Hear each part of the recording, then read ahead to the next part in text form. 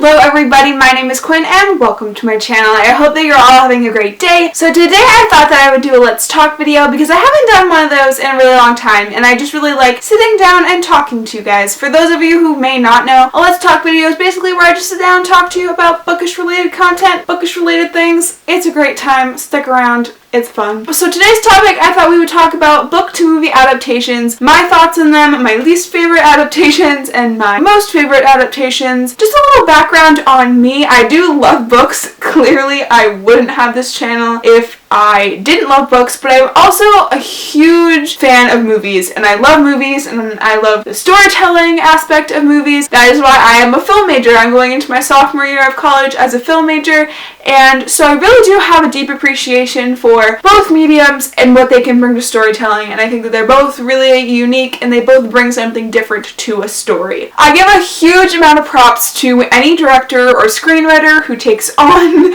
a book to movie adaptation, because you have to incorporate your own vision with someone else's words, as well as trying to keep away from the scathing reviews of fangirls, and it's a very delicate balance. So basically what I think about that is some people are way too harsh on adaptations. I definitely think some of them do deserve, those scathing reviews. There are definitely bad adaptations, but what people kind of fail to understand sometimes is a book is a work of art, but so is a movie.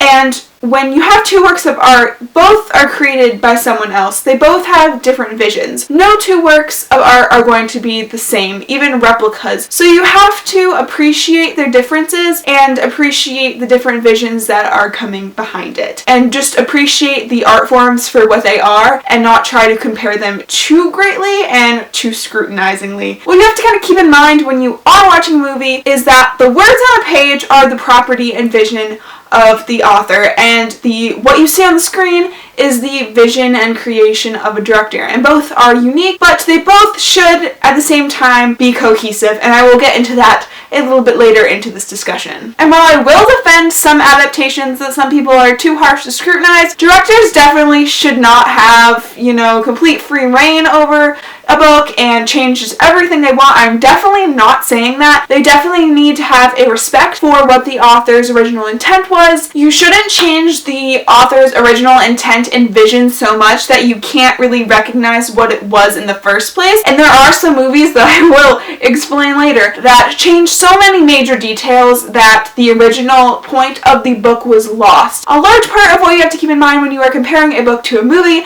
is how that movie is marketed. If a book to movie adaptation is marketed as, loosely based, then you can't really harshly scrutinize it because they are telling you right up front that it's just going to be like an inspiration for the movie and not a direct comparison. And this happens a lot with Oscar nominations and Oscar season. They have a lot of movies, and then you just, around that time, you see all these new books just pop around in the bookstores, and it's more often than not that the books become more popular because of the movies, and that's synergy and, the film business and all of that. The movies are loosely based on the books, and you shouldn't take it with too much offense if they're not the same, because it's usually just a starting point for a larger storyline. My problem becomes when marketers try to sell a movie as based on the national bestseller and then change a million things. My problem with that is that you are getting your fan base based on,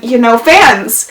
You're getting audience members because of fans. You would not have the opportunity to make this movie if there wasn't pre-sold properties that fans weren't going to come see this movie. So you have to take into consideration what they want, because you would not have the opportunity to make this movie if there wasn't a fan base for it. So you definitely have to consider what the audience wants, and while still incorporating your own vision. There's also adaptations that are bad not because they stray away from the original intent or they change the vision, but they're just bad movies, and by that I mean that the writing is bad, the acting is bad, or some technical part just isn't flowing right, and it's just not a good movie. So it could be a faithful adaptation, but still be a bad movie, if that makes any sense. So now I'm going to get more into my favorite and least favorite adaptations, but let's start with least favorite because I think that that's a little more fun. My least favorite adaptation of all time is My Sister's Keeper by Jodi Picoult. If you haven't read this book or plan to see the movie, I'm going to put a little icon in the corner of the screen because I'm going to say some spoilery things, so if you plan to read the book or watch the movie, just skip forward till that icon's not on the screen anymore. I hated this adaptation so much. It wasn't a bad movie, but they killed the wrong sister.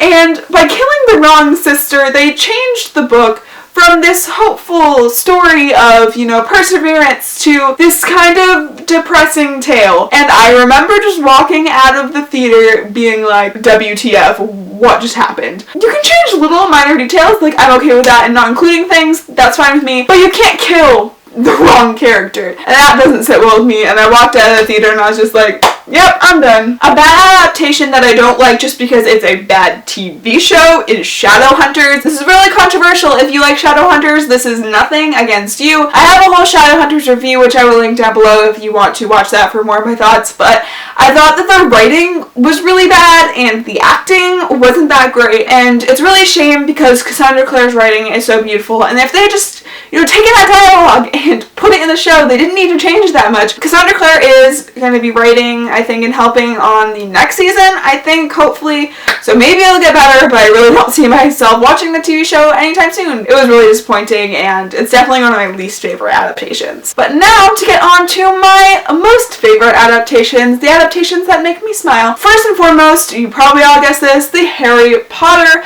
book-to-movie adaptation. So, when I was little, I grew up just watching the movies. I didn't read the books, and I'll explain that later when I do my series wrap-up, but I didn't read any of the books, so I didn't really have anything to compare it to. But now that I've been reading it for the first time, I've been reading a book and then watching the movie directly following it. And I've really realized how good of a job they do at adapting these books. I think my major complaint is that they go too fast, but that's not something they can really help when you have Order of the Phoenix and it's like an 800, almost 900 page book. So I don't fault them for that, but I think they do such a great job at the adaptation. A great part of these movies and these adaptations is the casting choices. They did an amazing job casting these movies. The actors they casted for these roles completely capture what I pictured in my head when I was reading these books. And also, the vision of Hogwarts and the vision of all this magic and everything is so well executed in the movies. The magic is just so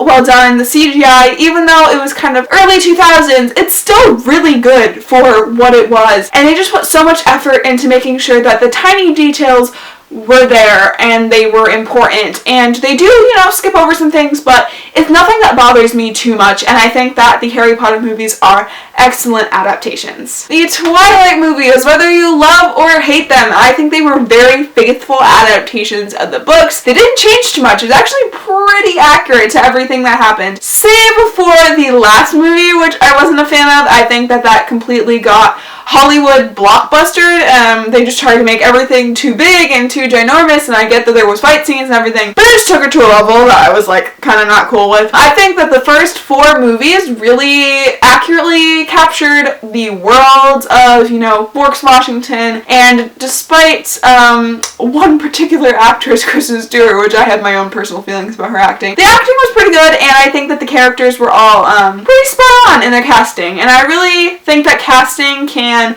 make or break a movie, and I think that was definitely a case where it made it. I also really loved The Last Song by Nicholas Sparks. Whether you like romances or not, this was actually a very original case where Nicholas Sparks wrote the screenplay before he wrote the book. So the book was actually an adaptation of the screenplay, and when I read The Last Song before I watched the movie, I had no idea. You would never have thought that the screenplay came before, because both can stand on their own very well. It can stand as a movie, it can stand as a book, and not feel like you lost anything or compromised anything. It also made me cry, which, if you know me, I could probably count, on one hand, all the books that made me cry. It's very hard to make me cry during a book, but this book I was full on sobbing, and I also sobbed during the movie, so if you can get the emotional response from me from a book to movie adaptation, kudos to you, Nicholas Sparks. You know, you pull at the heartstrings. You really do. So I just briefly want to mention my inspiration for making this video. I kind of thought about this when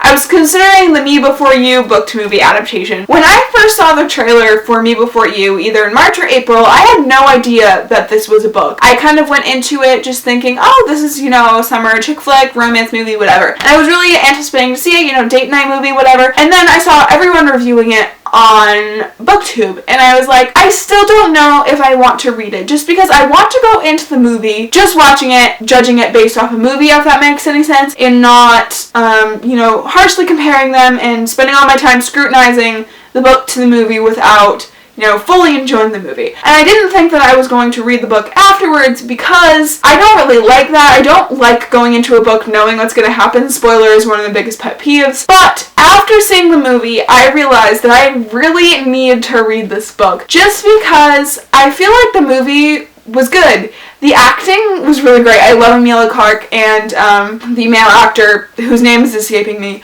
was really fantastic. The acting was great. Neville Longbottom showed up. It was fantastic. But I feel like the relationship in the movie was a little fast. It developed a little too quickly, and we lost some of the moments that I really feel like are probably in the book that they just kind of had to leave out for time reasons. So I definitely feel like I'm going to read the book now because I feel like I will definitely like the story more if I do get those details that expand the relationship. And I also know that the book has a sequel, and after watching the movie I really want to know what happens. So yeah, I know that was kind of a film girl rant, film student rant, so sorry about that. But I just really think that it's important for people to understand film to movie adaptations and really respect both arts as their medium, because that's really what they are. Movies and books, they're just truly their own things, but again, I do think that they should be cohesive. So thank you guys all so much for listening to my rant and my opinions on book to movie adaptations. I hope that you liked them, and thank you guys all so much for watching. I will see you next time. Bye guys. So today I thought I would do the New York Times by the book tag. I've seen a lot of people do